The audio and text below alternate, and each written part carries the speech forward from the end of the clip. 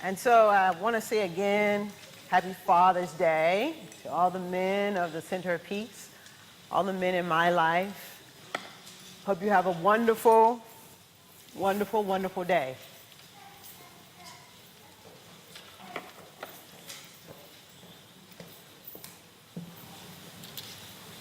So it's right here. The speaker's right here. 1, 2, 1, 2. All right. So this morning we are talking about our theme, trust, the movement. It's our theme for this month. And so I just want to say that about Father's Day and Mother's Day, that for us we pause to give recognition to the energy and the essence of what it means to be in that spirit. And what we know is that each of us have both energies within us. We're one. And so the energy of the Father reminds us of a whole lot about life. And I was thinking about it, and it especially reminds us to be engaged in the activity of changing our lives. The energy of the male energy reminds us to cultivate, to be engaged in something and not to stop, not to rest so much or to give up or to quit. And I thought that was very, very powerful, and a very, very powerful place and space for us to be in today. And so our theme is, as I said, trust, the movement, and the principle that I want us to look at today is number 4. We believe that heaven is within us and that we experience it to the degree that we become conscious of it. That heaven is within us and we experience it to the degree that we become conscious of it. And so then for me, that translates into something that we say quite frequently: God in me, through me, and as me. God in me, through me, and as me. Very similar to, if you ever listen to Joel Osteen, he says something like this, that I don't remember if it's in the beginning of his talks or at the end of his talks, but he says something like this: this is my Bible. I am what it says I am, and I can do what it says I can do. And so for me then, God in me, through me, and as me, it means that it's something not far off. This is my Bible. I am what it says I am, and I can do what it says I can do. It implies to me then that in our everyday living, we can engage in the principles and practices that can change our lives. It doesn't say God somewhere far off, or God that will run through you at some point in time, or God as you on another level when you leave the body, or anything like that. No, it is God in me, through me, as me, now, right here in this moment. So it seems then that we've got to deal with any and all of our ideas of separation and isolation. Any and all of our ideas that move us into thinking that we are separate and apart from the one mind, the one power, and one presence, or that we are isolated from it. So we have to deal with that, and I think that this is a very, very, very important idea, a very, very important principle to be present with, because this principle, this idea, it can not only can it change your life, but it can save your life. When you know that you're not separate and apart, when you know that you're not isolated, separate from the whole.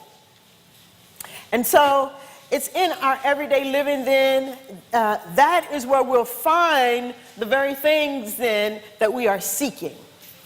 In our everyday life, so in other words, nothing about you has to change so that you begin to experience heaven on earth. Nobody has to change. Nothing outside of you has to change for you to begin to experience heaven on earth right here and right now.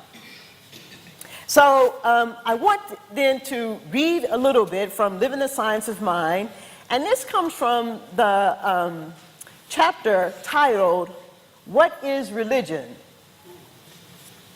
And in it, Ernest Holmes says, religion means our attitude toward God.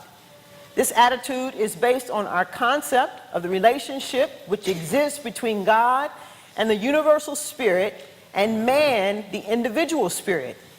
If we believe that God is some far-off divine being from whom we are isolated, we shall give up in despair of our own entire endeavor. We shall give up in despair, or our entire endeavor will be in seeking a reconciliation and reunion with this divine being. We are compelled to think of the Spirit as either apart from us or within us. And if God is apart from us rather than a part of us, our search will be to reunite ourselves with this divine source of our being. Moreover, in our search, we shall be laboring under difficulty imposed by not knowing where to go or how to get there. But if we can conceive of the divine being as already existing within us, no search is necessary. Instead, a search there is an unfoldment. Again, if we conceive of the divine being as separated from us, any communication must be across the void which separates us. From this viewpoint, prayers, petitions, or attempts at the communication with the infinite must bridge some gap, cross some chasm, travel in some unknown direction with no certainty that we will reach our goal. Communion with the infinite is possible only on the supposition that the infinite is omnipresent, and if omnipresent, at the center of our own being. The recognition that spirit thinks through our thought and expresses itself through our act must necessarily create an intimacy which makes divine communion more real and more beneficial than would any concept based on the thought of God as separate from our lives. The spiritual mind healer must learn to see God within herself or himself. His or her conviction of this indwelling divinity must be more than intellectual, for there is a field of reality higher than the intellect, and it uses the intellect as its instrument. We should not decry the intellect, since it gives shape and form to this inner feeling, but without the feeling, nothing comes into being. This has been referred to as the spirit and letter of the law. And we've been told that the letter without the spirit does not quicken.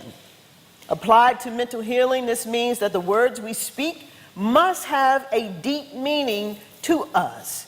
And we must sense that behind them there is a power seeking expression.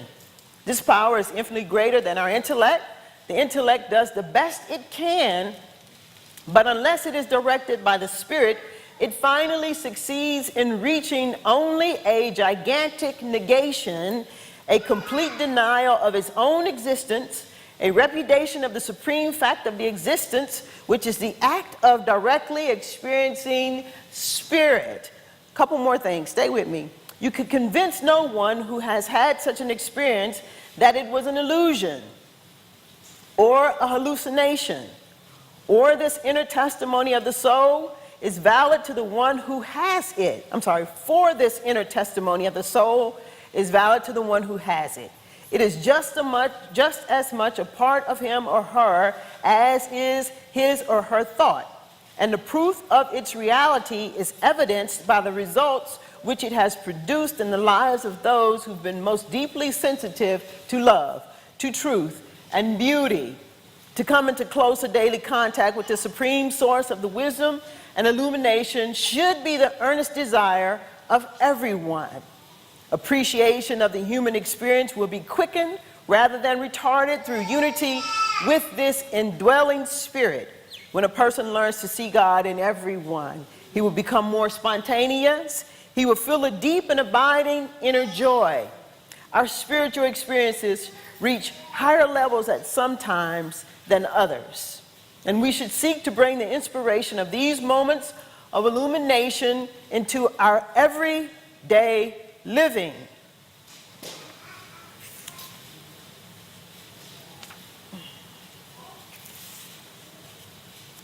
And in ending, he says that the communion of the soul with this overpresence, it is a natural act.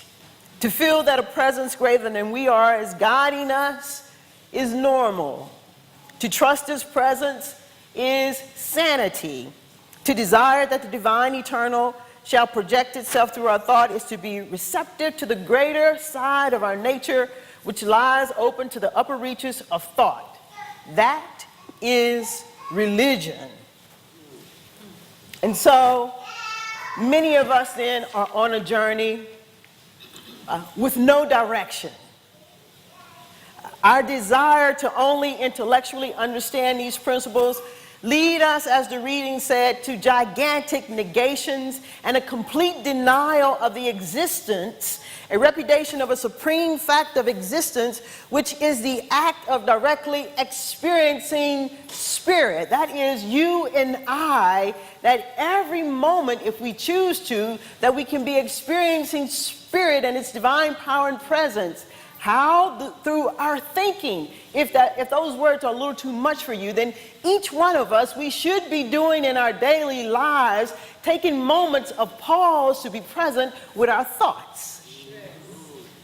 And to see whether or not we are living on the affirmative side of life or if we are denying life. And so I have a cat, and his name is Lucky. And sometimes Lucky chases his tail. And when he does that, I say, Lucky, you're chasing your own tail. And so sometimes some of us, in our journey, in our efforts to seek the divine power and presence outside of ourselves, we find ourselves chasing our own tails. I think you should turn to your neighbor and remind them, don't be chasing your own tail.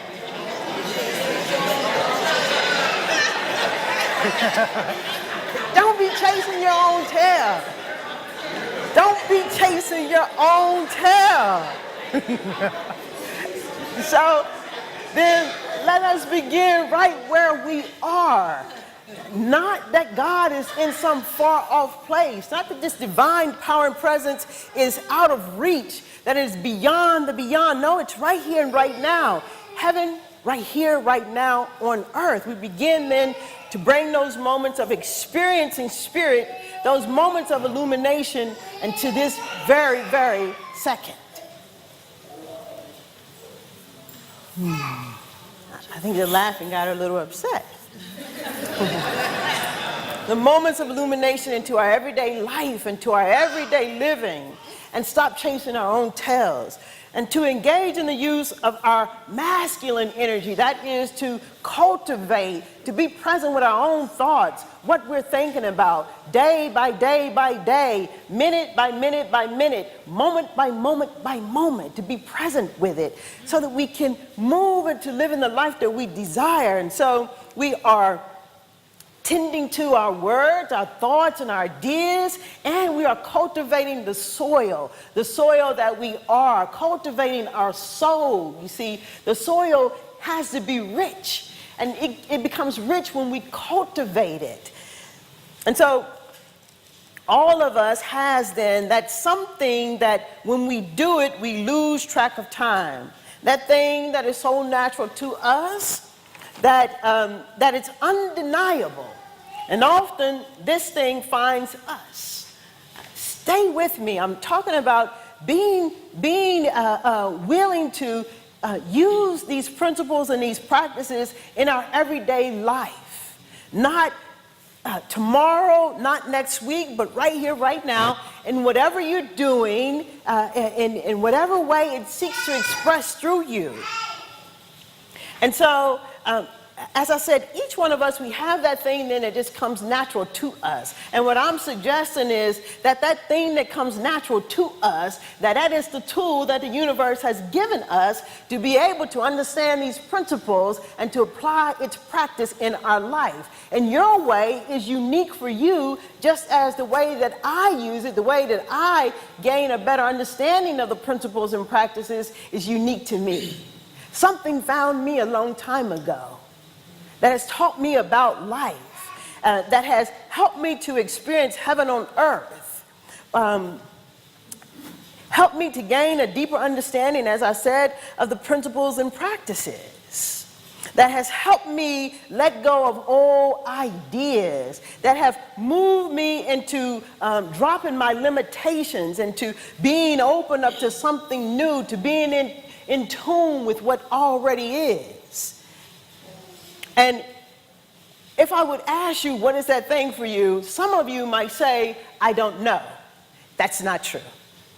You do know. You do know what the thing is, and don't let your mind tell you that you don't know. Don't play that game, because you do know. And so, for me, what helps me to understand these principles and these practices is basketball. It's basketball. Basketball found me when I was a little girl, maybe 6 or 7. And I have a brother, if you don't know that, a brother who's 1 year older than I am. And so I always wanted to do what he did. And we have cousins. My mother has a sister, and she has 3 children. And 2 of them are the same age as my brother and I. And so when we were 6 and 7 and we got to spend time together, spend the night, when we wake up in the morning, the first thing we would do is go get a pair of socks. And we'd take the socks and we roll them up real tight. And then somebody would go and get a hanger, a wire hanger, and we would bend it apart. And then somebody was tall enough where we'd get a chair and we'd pull the chair up to the closet. There's a closet in the living room. And we'd take the basket that we made from the wire hanger and put it on the door.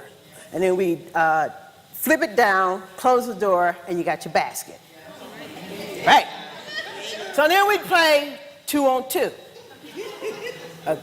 7 o'clock in the morning, we are up and at it. We take a break, we get something to eat, we go back all night long, getting it in.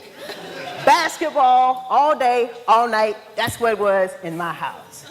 And then as I grew older, I don't know, maybe about 10 or 11, I'd go down to my grandparents' house. And in Tennessee, everybody lives in close proximity.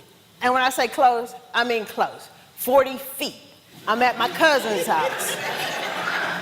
So all 15 or 16 of the grandchildren and all the other cousins that were in close proximity, we'd be out on the dirt road. And we had a basketball court right there in the yard.